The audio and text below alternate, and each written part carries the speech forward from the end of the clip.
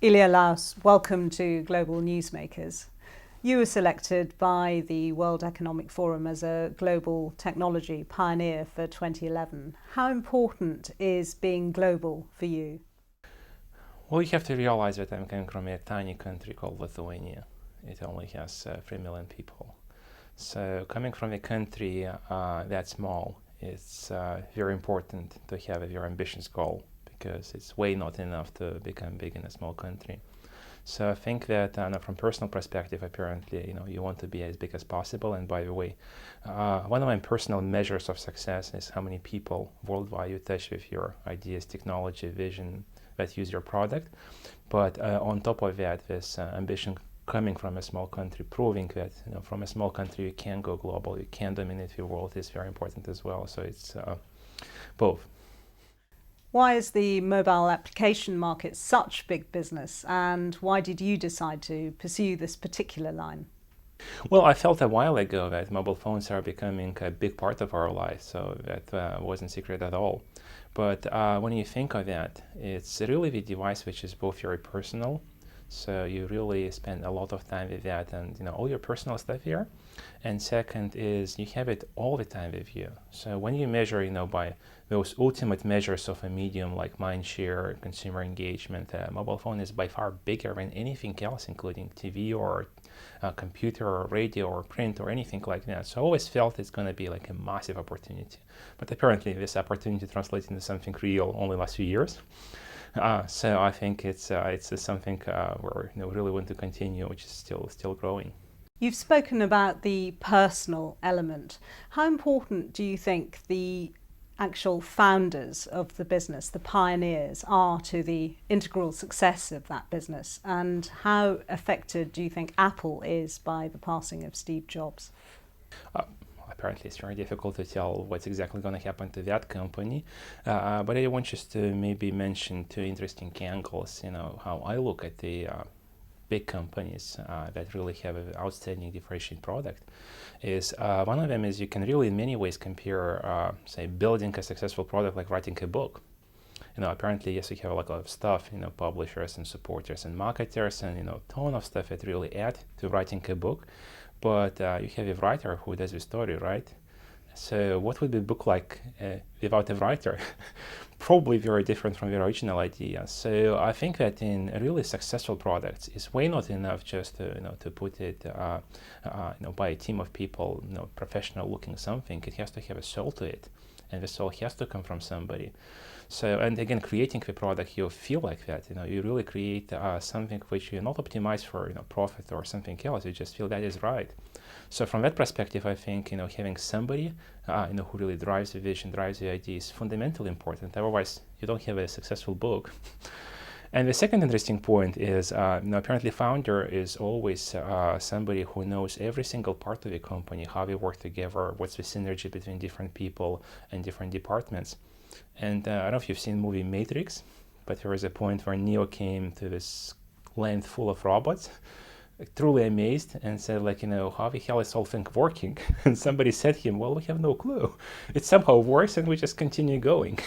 So, funny enough, I observed a lot of big companies, and when somebody central left, it's you see like all these departments and people doing something, but it does resemble a little bit, that moment in that movie because nobody really truly realizes, how every single part plays well with every single part. So you do need to have a central person inside. So from that perspective, I just feel it's absolutely necessary to have somebody central in the company driving, understanding the vision, and putting his soul into the product. So what vision have you written for Getjar? Well, apparently we're coming from mobile application business, so we want to continue at least on that for a couple more years, make sure it's big. I think we have a very innovative concept, and we're proving that by, delivering a, very outstanding product to the consumer. But the one thing which actually we're launching very soon, and which I hope will become really big, is a new generation virtual currency. So basically, well, again, not trying to come too deep into a professional area, but one of the big problems for mobile industry is absence of easy billing, absence of easy transactions, something like PayPal on the web that made the whole internet. So very soon we're releasing a virtual currency which will span way beyond our own app store. And I personally hope to become the default virtual currency of the mobile space, just as US printing dollar is a very profitable operation for the country. So I think this is something which has a real shot, and we're going to do really our best to deliver that. Getjar has been steadily rising up the rankings year on year. Do you envisage a time when you can overtake Apple? Well, if you mean by market cap, that's probably not going to become soon. But apparently one thing we're trying to do is not to compete with anybody head to head. So I think the real opportunity comes in creating something fundamentally new. So as I mentioned, we are trying to experiment in this space, and apparently, although a lot of industry perceives us as trying to compete head-to-head with application distribution, I would say we do a lot of innovative stuff. So we just create in different areas, and just as it's probably worthless comparing peaches to apples. So I hope we become something very big, but we don't have to really compete with Apple head-to-head and be exactly in the space we are at. You advocate an open and innovative approach to the mobile applications market. How much of a challenge has that been? It is, and I think that the industry in general is like a pendulum in a way, that it goes to and away from the open models. And even if you look at the PC world, on the internet world, it's really started as closed. You had AOLs and Prodigies trying to create their own siluses. So the whole internet for somebody subscribing to AOL would be like the only AOL set of services. And then it moved away to the open model, where companies like Yahoo or Google succeeded. Simply because sum of all the things is much more than one. So whatever big AOL or Prodigy were, apparently they lost in a scale to say the sum of the rest of the world. So I think the same thing is just inevitably going to happen to mobile as well. I've started my company when carriers dominated the world massively. And look at carriers now. They have like no game in the entertainment and application distribution, all this value set of services.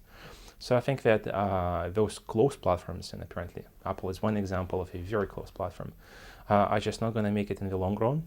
So I think the industry eventually will shift to the open model, and I'm betting my company on that, if that's not enough. At the end of 2011, you predicted Android's #1 status. Do you think that the future is with Android? For the next few years, totally. Well, apparently, on the one hand, we see what's happening in the industry, and we see a lot of consumers buying smartphones specifically on the Android operating platform, and we see the market share just exploding. On the other hand, apparently, we see some insights in the industry. So when you talk to phone manufacturers like LG or Samsung or some others, there is a massive support of Android. Apparently, because you can't support iOS simply because it's closed. Again, another example of closeness. So for the next few years, I think it would be very fair to say that Android is going to become a very, very dominant platform. And one interesting segment, which frankly I didn't really expect myself even a year ago, is how tablets would become big in our life. Now, originally I thought that tablets would be essentially repeating the netbook dynamics, where every kid had a netbook just to access the web. And then when I realized that the pricing point is dropping so fast that already I think like next year we'll see tablets being cheaper than books. At that pricing point, it's easy to see how every person will have like dozens of tablet devices around you, one for the kitchen, one for the living room. And certainly I see that in numbers.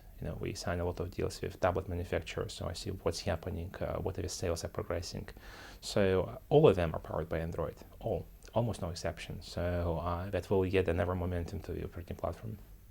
Getjar is a very young company which has enjoyed extraordinary success in a very short time. Why is your business model so successful? If I was to mention one, that would be total openness. We started the company when, again, I would repeat, carriers were controlling the whole process end to end. And the open platform really, gave consumers a big variety of choice. So they were free to choose what they want as opposed to what carriers want them to sell. And equally, it was open to developers. So as a developer, you wouldn't have to go through all carriers who only wanted to see big brand names, and that's it. And creating the platform that connects the user with the developer. So that drove the whole growth since the very beginning. And apparently it gives us strength to compete in the world of bigs. I think you might suspect who they are. And that's exactly what I think will help our company to become a dominant player in the next few years. Lithuania might not seem to be the obvious place to inspire a global technology pioneer. It's enjoyed extraordinary growth in 2011, 5.8% GDP growth. To what do you attribute that success? I have a little theory, right, about specific Lithuania.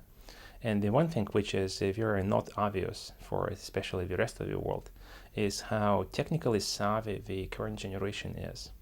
If you scroll back, say our generation 10 years ago, all of us would spend almost entire day sitting by the computer and playing with the latest software releases, packages that would typically cost millions of dollars in the rest of the world.